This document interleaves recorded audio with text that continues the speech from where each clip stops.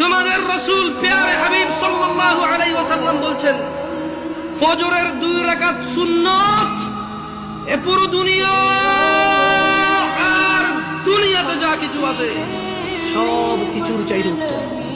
তাহলে যে 2 রাকাত সুন্নত পৃথিবীর চাইতে উত্তম, ওই 2 রাকাতের সুন্নতের পরে যে 2 রাকাত ফরজ রয়েছে, এই ফরজের আল্লাহু আকবার কি দিয়ে মিটাবা? এই ফরজের সামি আল্লাহু লিমান হামিদা কি দিয়ে মিটাবা?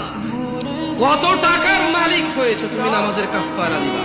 ওই সুন্নত এত ভারী হলে ওই ফজরের নামাজের ফরজ যেটা তুমি ঘুমের মধ্যে কাটিয়ে দাও, ওই 2 রাকাত ফরজের আল্লাহু আকবার সামি আল্লাহু লিমান হামিদা আত-তাহিয়াতু সুবহান রাব্বিয়াল আযীম সুবহান রাব্বিয়াল আলা কি দিয়ে কিনবা তুমি?